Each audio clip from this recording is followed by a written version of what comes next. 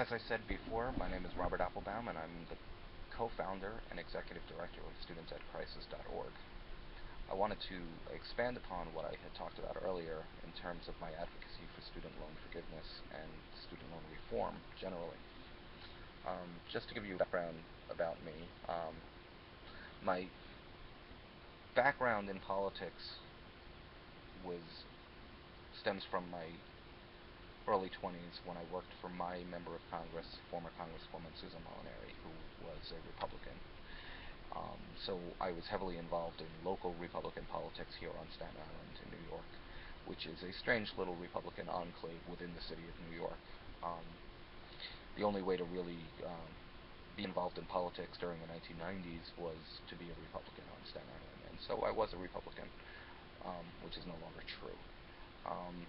I attended Fordham University School of Law from 1995 to 1998, and I borrowed approximately $65,000 to obtain my law degree. Luckily, I had no undergraduate school debt. From 1999 to 2004, I served as an assistant district attorney in Brooklyn, New York, where I earned $36,000 per year. In New York City, that's not a lot of money. I had to choose between paying my rent and paying back my student loans, and rent won. So I had to put my loans into forbearance, which basically is something that the lenders allow you to do to not pay, but the interest continues to accrue and is tacked onto the principal, which means it grows exponentially. That's called compounding interest, or capitalized interest.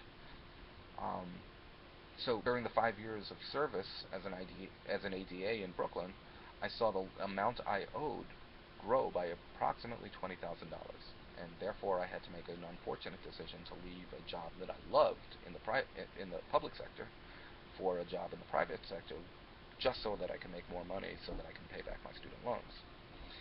And in the 9 years since I did that, I haven't missed a payment. I've never been in default. I've never been delinquent, and I haven't really had any issues with my own student loans other than owing so much more than I borrowed. In January of 2009, I accidentally started a true grassroots movement by authoring an essay entitled "Forgive Student Loan Debt to Stimulate the Economy." And my basic premise was that if you forgave the student loan debt of the 36 million Americans who have it, you would have a recipe for a bottom-up approach to economic stimulus. Using myself as an example, someone who was paying $500 per month every month in student loans, I figured if I was forgiven of that debt, I would have an extra $500 per month every month with which to spend on ailing sectors of the economy. Multiply that by the 36 million Americans with student loan debt, and I think you have a real recipe for growing the economy. The Huffington Post got wind of the essay that I had written and posted to a new group on Facebook, and within a week, thousands of people were joining the group, and it just went viral.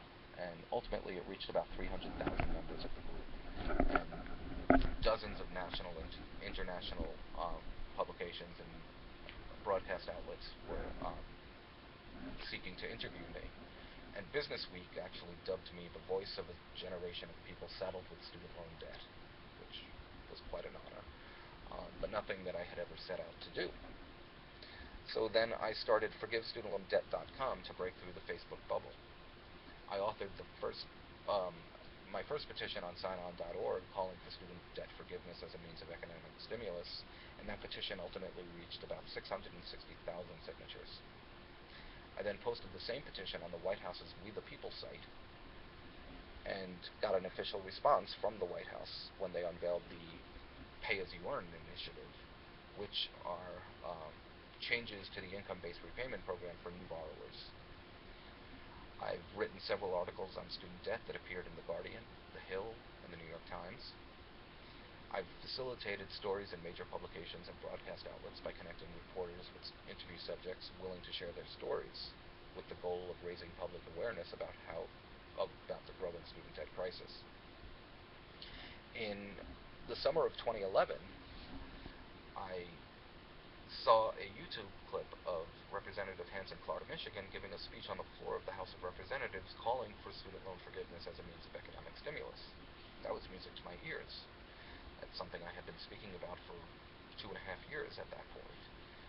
And so I shared the video of Hanson Clark's floor speech all over Twitter and Facebook, and by the end of the day, the congressman had called me on the phone wanting to talk about how we can work together to solve this issue, or begin to solve it anyway. And therefore he hired me as a temporary part-time legislative assistant to help him craft legislation. And ultimately that resulted in H.R. 4170, the Student Loan Forgiveness Act of 2012, which was introduced in March of 2012.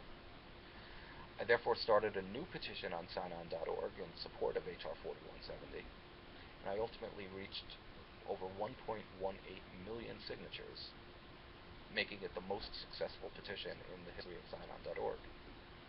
And on June 28, 2012, I presented the petition to Representative Clark at a press conference on Capitol Hill.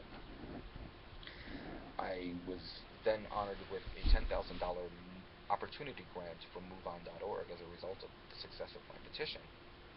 And I used that money to incorporate as StudentDebtCrisis.org.